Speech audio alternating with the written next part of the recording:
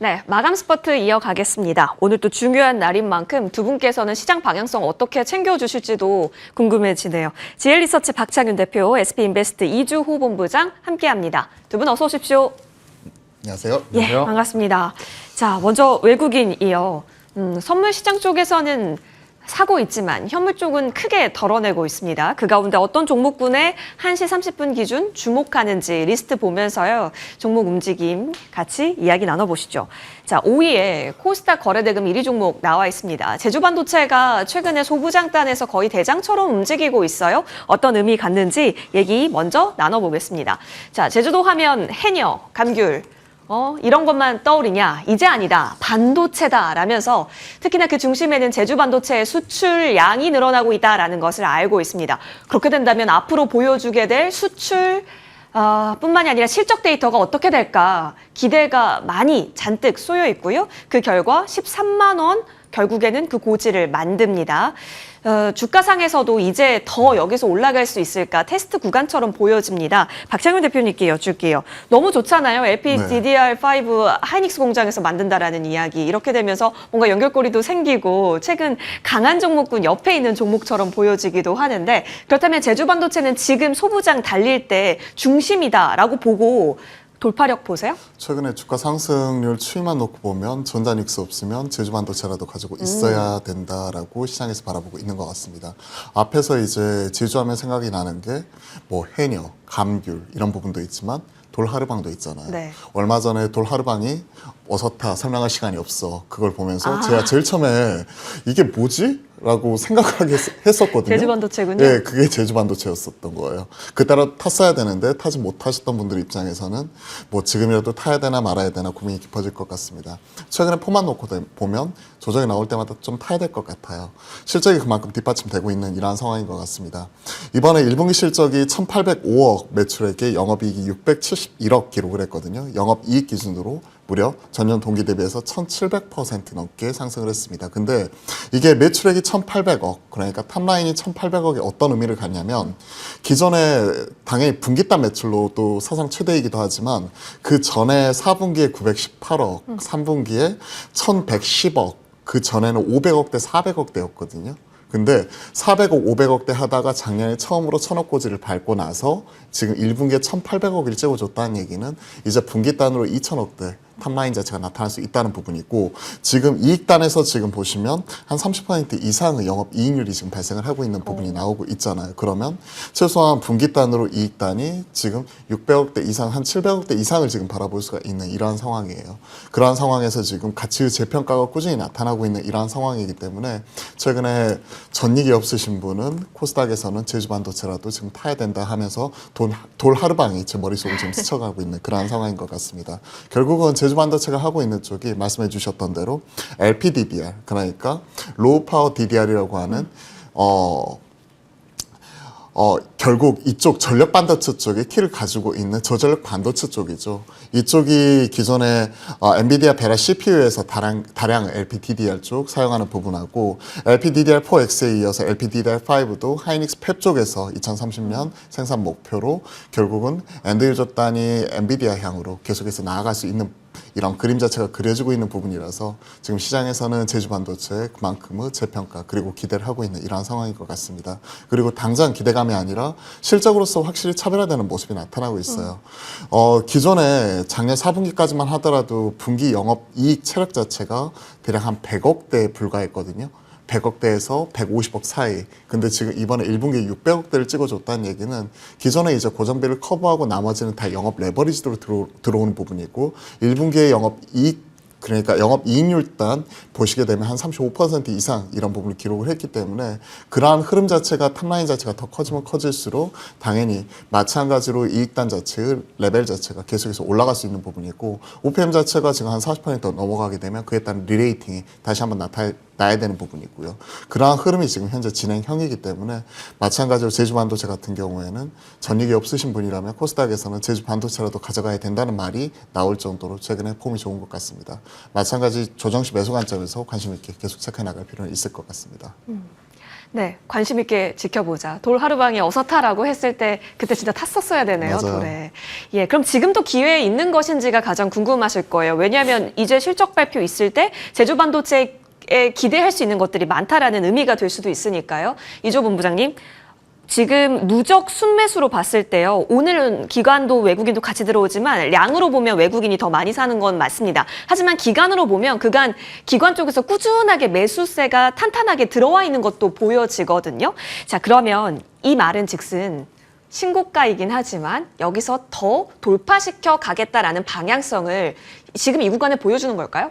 정확하게 기술적으로 보면은 네. N자 상승 패턴이 명확하게 딱 보입니다. 그래서 거래량도 들어오고 있고 신고가 충분히 가능할 것 같아요. 근데 이게 항상 우리가 고민하는 게 신고가에서 과연 삼성전자와 하이닉스처럼 더 갈 수 있냐, 항상 이게 고민이 되죠. 그래서 저는 충분히 더 갈 수 있고 오히려 14만 원까지 한 번에 돌파를 해버리면 그 위에서 그냥 더 강한 시세가 나올 가능성이 높다고 봐요. 근데 그거는 이제 그렇게 긍정적인 면만 봤을 때 그런 상황이고, 보통 이런 형태로 N자형으로 전고점 뚫으면서 가면은 추가 상승이 보통 많이 나옵니다. 근데 단기 차익 매물 가능성도 있어요. 그래서 저는 오히려 그냥 지금 이렇게 올라타서 만약에 차익 매물 나오면 전전긍긍 하는 것보다 네. 좀 기다렸다가 눌림이 나왔을 때 한 12만 원대 5일선의 부근에서 매수하는 게 좋지 않을까, 저는 이렇게 생각을 하거든요. 그래서 차라리 좀 만약에 내가 현금이 여유가 있다 하시면은 뭐 말리진 않겠습니다만, 근데 저는 조금 변동성이 클 수 있고 아무래도 신고가 영역이기 때문에 매물대 자체가 아예 없어요. 그러면 차익 매물이 나오게 되면 또 빠르게 나올 수가 있다라는 점만 감안해서 저는 오히려 좀 눌림 나왔을 때 매수하시는 게 좋을 것 같고, 저는 오히려 이 생각이 오늘 들었습니다. 지금 제주 반도체가 가잖아요. 이게 LPDDR이 결국엔 저전력이죠. 그럼 핵심 키워드는 전력 반도체거든요. 네. 그러면 코스피에 딱 떠오르는 종목이 하나 있습니다. 바로 DB하이텍이죠. 그래서 저는 오히려 지금 제주 반도체를 보실 분들은 차라리 이번에 코스피 200 편입된 DB하이텍이 낫지 않냐. 그리고 DB하이텍이 외국인이 지금 수급이 좋거든요. 그래서 오히려 그냥 전력 반도체를 키워드로 보시고 투자하신다면 차라리 8인치 공정에서 PMIC 하고 있는 오히려 제주 DB하이텍이 낫겠다. 이렇게 좀 말씀드려 보겠습니다. 와, DB하이텍은 외국인의 그간의 매집력이 좀 보이고 있고 가격대로 봤을 때 큰 부담이 없다라는 점에서 동일한 키워드 여기서 한번 힌트 얻어보자 의견이 들어와 있습니다. 자, 외국인이 조금씩 들어와 있다라는 점에서 힌트 주셨고, 제주반도체는 조금이라도 좀 조정을 받았을 때 진입하는 것이 어떻겠냐라는 의견이었으니까요. 이 부분 활용해 보시죠. 자, 이어서 다음 종목으로 넘어가겠습니다. 자, 원전인데 사실 여러분 원전주 지금 어느 정도로 관심 갖고 계세요? 뉴스는 정말 매일매일 여러 가지가 쏟아지지만 수급적인 면으로 그래서 오늘의 특징 주냐라고 봤을 때는 아쉽습니다. 오늘도 와, 지수가 플러스를 보이지만 두산 에너빌리티 마이너스 3.58%입니다. 10만 원 넘어서는 게 다시 마의 저항이 되었습니다. 박창현 대표님, 뉴스 정말 많잖아요. SMR 네. 이야기 있고 지금 뭐 부지 선정 얘기도 국내에서 나왔었고 또 미국에서도 뉴스케일 파워 다시 움직이는 거 우리 어느 정도 확인을 했었고, 근데 아무 소용이 없네요. 이쪽도 이유 없이 매맞는 쪽으로 일단 남겨둬야 되는 거예요?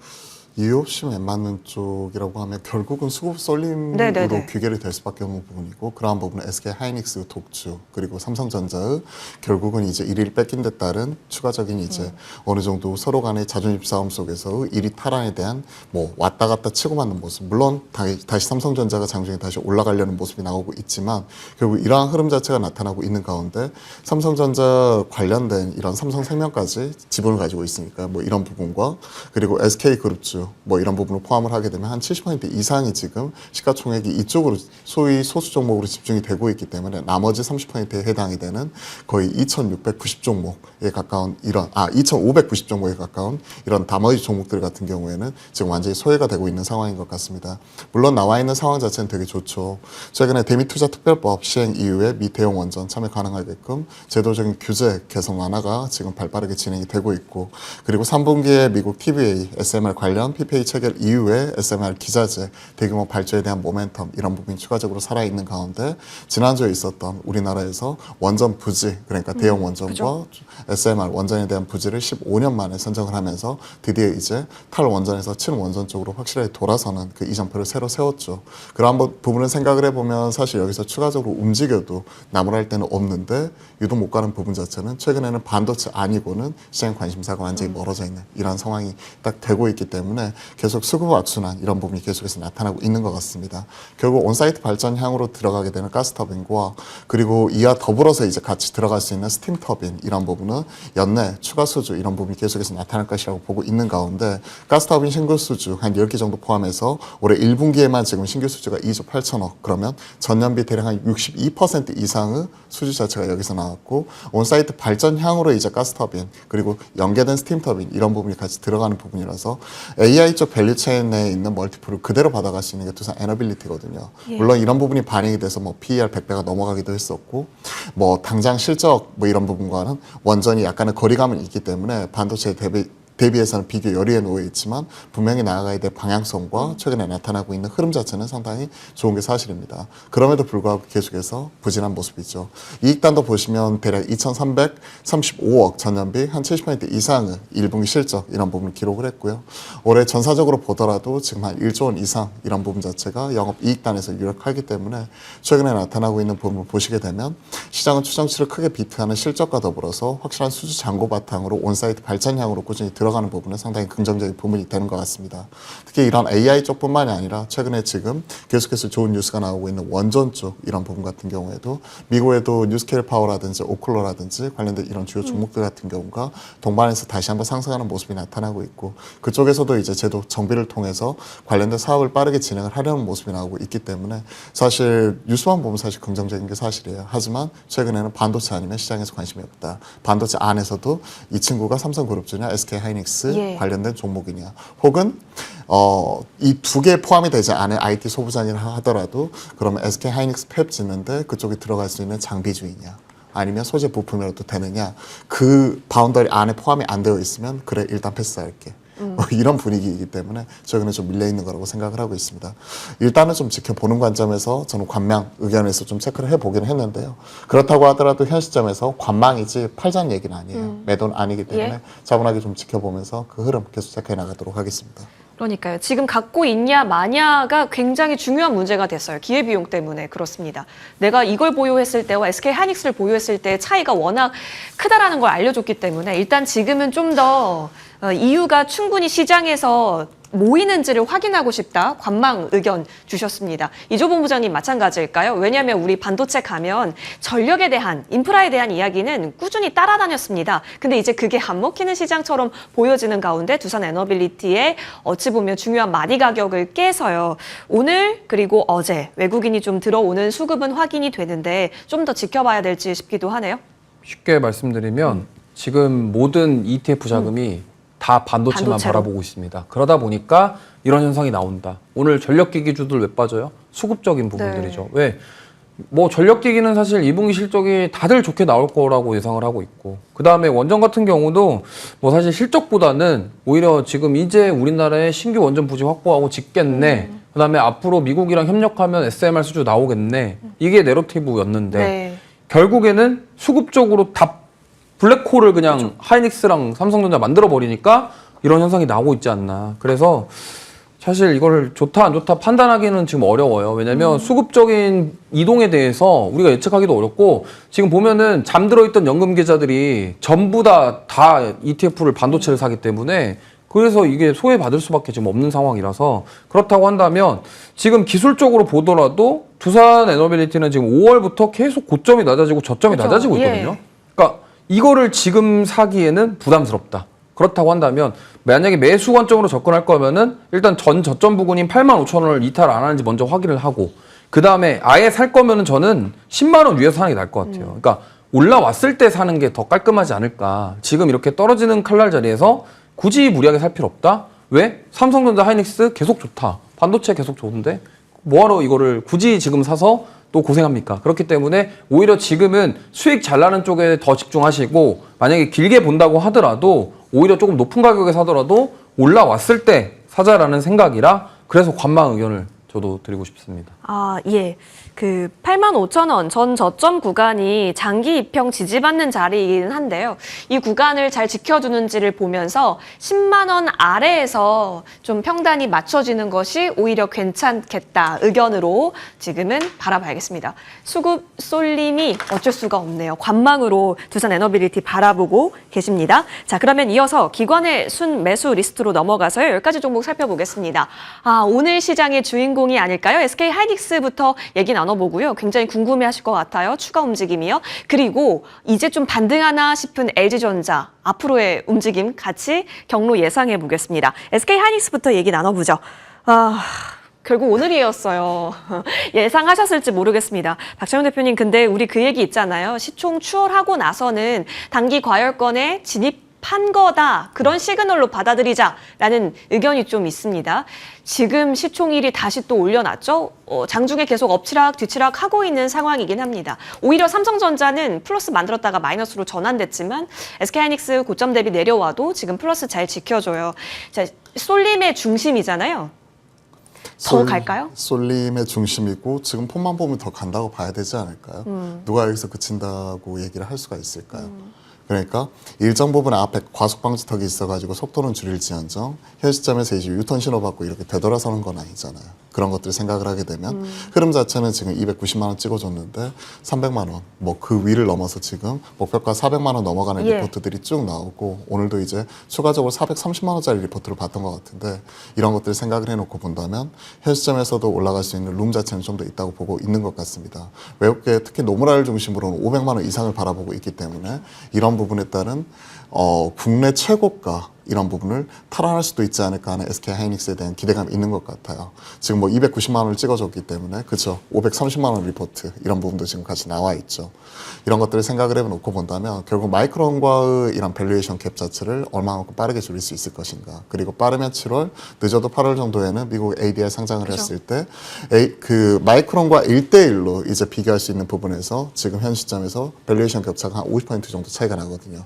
마이크론이 한 11배 전후에서 움직이고 있고 SK하이닉스가 이렇게 올라왔음에도 불구하고 아직 7.5배가 안 되고 있는 상황. 그렇게 본다면 11배와 7.5배. 이 둘 양사 간의 밸류에이션 격차를 1대1로 비교할 수 있는 시점 자체가 8월로 다가오고 있는 부분이고 부분이 지금 현 시점에서 대략 한 달 반 정도 뭐 이런 부분이 좀 남아있기 때문에 현 시점에서 비어나왔던 바스켓의 외인들이 집 나간 외인들이 다시 한번 돌아오고 있다라고 표현을 해드렸는데 그러한 흐름이 나타나면서 지금 빠르게 하이닉스를 채우고 있는 모습이 나오고 있죠.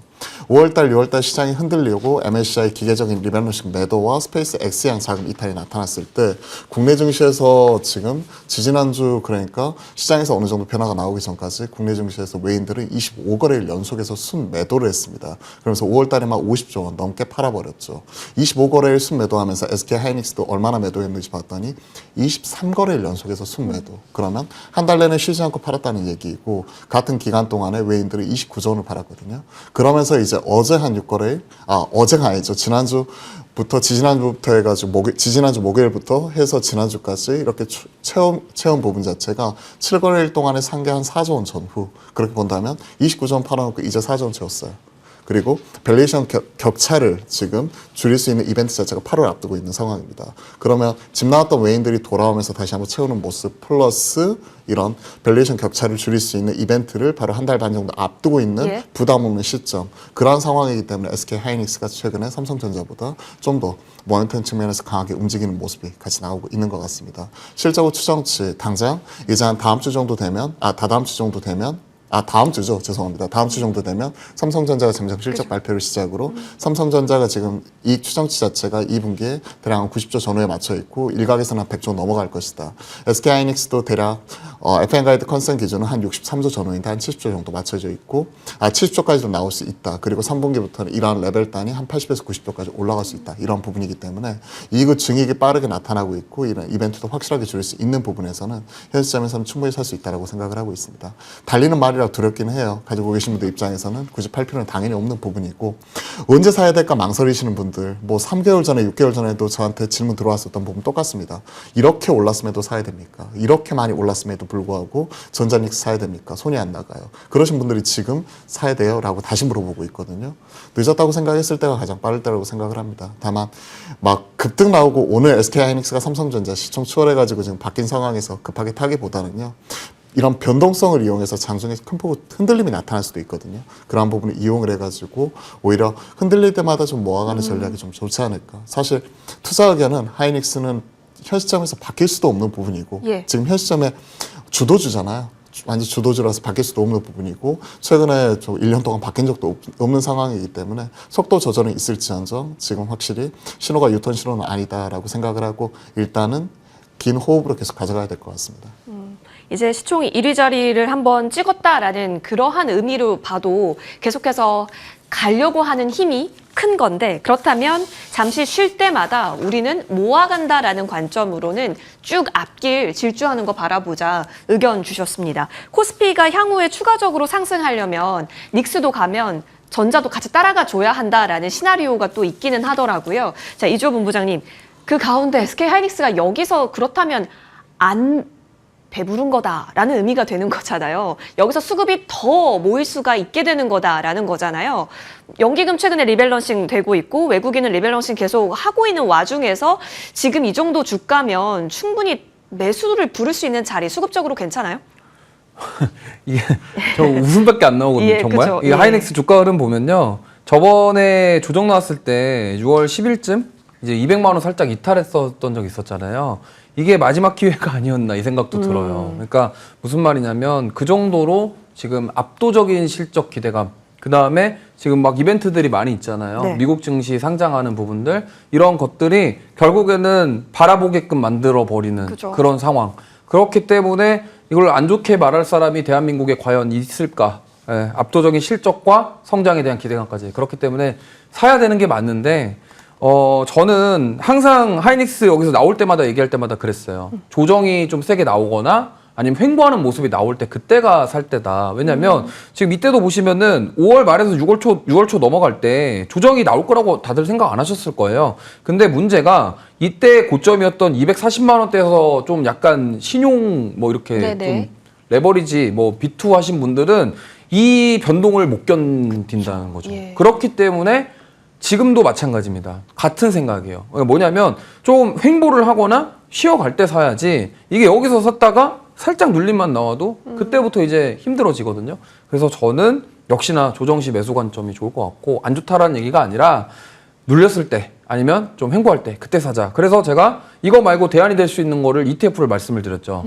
예, 솔 AI 반도체 예. 탑2 플러스라는 ETF가 있기 때문에 그게 대안이 될 수 있습니다. 왜냐하면 지금 소액 투자자분들은 지금 이거 사고 싶어도 못 사요. 그렇죠? 그렇기 때문에 소액 투자자분들은 어쨌든 ETF 쪽으로 대안을 세워보시는 게 좋겠고, 뭐 스퀘어는 어떠냐 하시는데, 네네.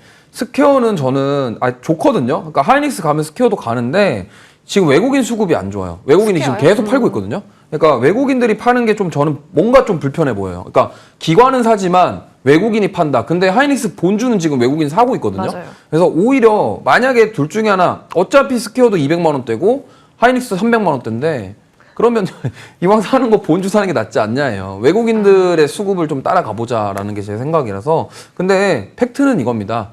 둘 중에 뭐가 더 좋냐 이거 의미가 없어요. 네. 왜냐면 어쨌든 하이닉스 가면서 스퀘어 지분 가치로 가는 부분이기 때문에 뭐가 좋냐라는 건 의미가 없습니다. 그래서 좋은데 저는 개인적으로 매매하는 관점에서는 좀 횡보를 하거나 눌림이 나왔을 때 사자, 이 말씀 드리겠습니다. 그럼 오히려 지금 3전을 보는 건요?